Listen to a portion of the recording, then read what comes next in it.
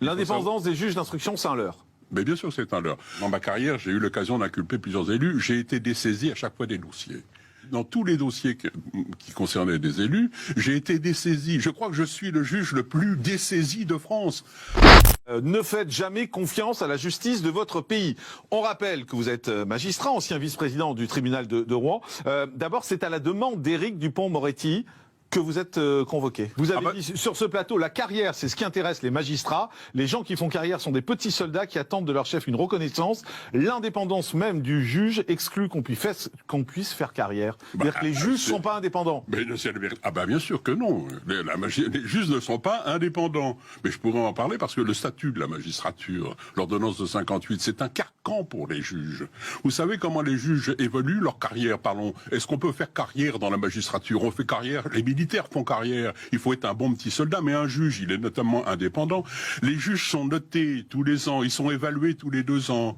Ils sont, on dit qu'ils sont inamovibles. En fait, on se rend compte, et je sais pour le garde des Sceaux qu'il est intervenu dans le déplacement d'un juge à Monaco, là, récemment. Le garde des Sceaux qui se permet de profiter de sa fonction pour lancer des procédures, des enquêtes administratives contre les magistrats du parquet national financier, etc. Le garde des Sceaux qui est mis en examen pour prise illégale d'intérêt, c'est celui-là qui va lancer une procédure contre moi? Non, un peu, faut être raisonnable quand même. Alors, j'aurai l'occasion de m'expliquer. Je confirme absolument tout ce qu'il y a dans mon livre. Je confirme tout ce que j'ai dit. J'affirme que la justice n'est pas, les juges ne sont pas indépendants, qu'on ne peut pas faire confiance à la justice de son pays. Et je sais de quoi je parle. Et vous affirmez également, parce que vous l'avez dit sur ce plateau, donc si j'ai bien compris, vous confirmez tous les propos que vous avez tenus sur ce plateau, qu'il y a des pressions politiques à l'intérieur et à l'extérieur sur les juges pour prendre certaines décisions. C'est le pouvoir politique qui donne le ton à la justice. La justice a toujours été soumise au pouvoir. Ça a été le roi, ça a été l'empereur, ça a été pendant la période d'occupation des sections spéciales, etc. La justice a toujours été soumise au pouvoir politique en place.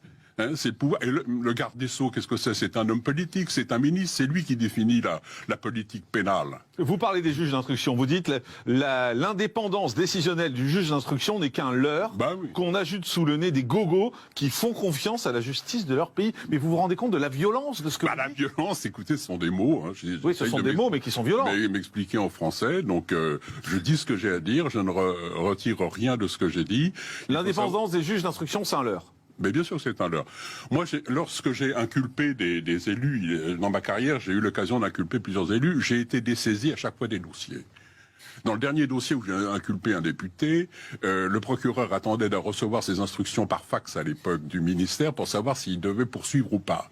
Donc j'ai attendu pendant 2 jours, il a reçu le feu vert du ministre et j'ai inculpé le député. Mais dans tous les dossiers qui concernaient des élus, j'ai été dessaisi. Je crois que je suis le juge le plus dessaisi de France. Après le juge Thierry Jean-Pierre que j'avais vu à l'époque à Mans, j'avais été le voir, il m'avait dit c'est pas possible. Hein, bien sûr que le juge d'instruction est soumis à la pression hiérarchique, notamment du procureur, qui est quand même le petit soldat du ministre, puisque c'est lui qui applique.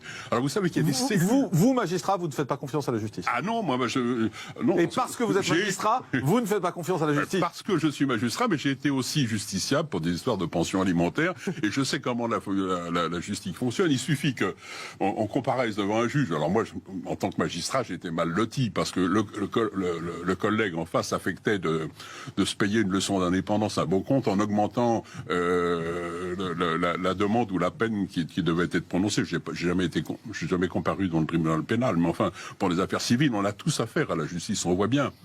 Personne, aucun avocat sérieux digne de ce nom pourra se prononcer sur oui, je vais gagner mon procès ou pas. Ou alors, on ne sait jamais où on va en matière de justice. Et je confirme qu'on a plus de chances de gagner aux IRC que de gagner son procès. Là, on a une lettre qui a été adressée, une lettre de 5 pages qui a été adressée par Éric Dupond-Moretti et qui demande des sanctions. Alors, il demande des sanctions. Clairement. Oui, il demande des sanctions. Alors, je suis prêt, je vais répondre. Il demande des sanctions pour manquement au devoir de réserve. et manquement au devoir de délicatesse. Qu'est-ce que c'est ça? Moi, je suis à la retraite depuis 10 ans. J'écris un livre avec une bonne intention, c'est pour faire avancer les choses. Une bonne intention, ne faites jamais confiance à la justice de votre pays. Le titre est un peu provocateur, mais c'est pour faire bouger les choses. Moi, j'ai tous les propos que vous dites, les propos sont la vérité. Ça ne nous rassure pas sur la justice. Comment? Ça ne nous rassure pas sur la justice. Ça rassure pas, mais ça lui permet de se remettre en cause. Ça lui permet de réfléchir. Il faut qu'un jour, la justice qui s'immunise, qui se protège, on peut rien dire contre les juges, il va falloir qu'un jour, ils se regardent autre part que le nombril. C'est-à-dire qu'il faut se mettre en question.